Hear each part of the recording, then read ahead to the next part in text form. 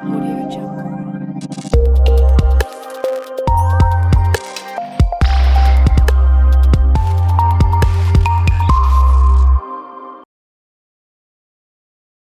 നമസ്കാരം കേട്ടോ.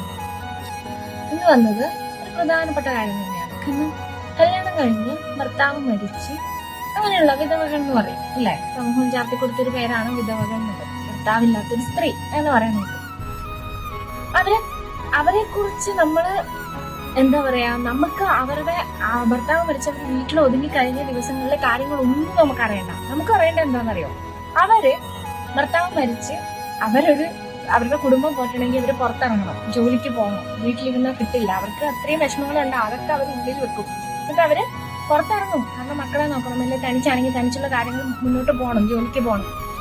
പിന്നീട് നമ്മുടെ നാട്ടിലുള്ളവരും ആരായാലും അവര് വാച്ച് ചെയ്യും നന്നായിട്ട്. അതുവരെ അവരെ നല്ലത് പറഞ്ഞവരായിരിക്കും.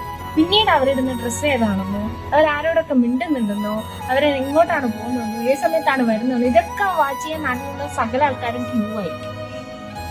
ഇനി 100% ആൾക്കാരെന്ന് പറയുന്നില്ല കേട്ടോ, നല്ലവരുണ്ട്, ഇല്ലാന്നല്ല.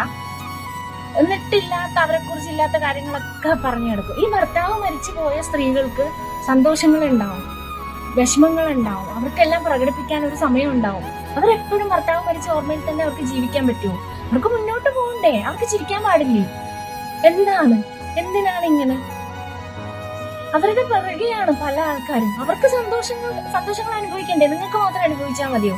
കഷ്ടമാണ് കേട്ടോ ഇങ്ങനെയൊക്കെ പോകുന്നത്.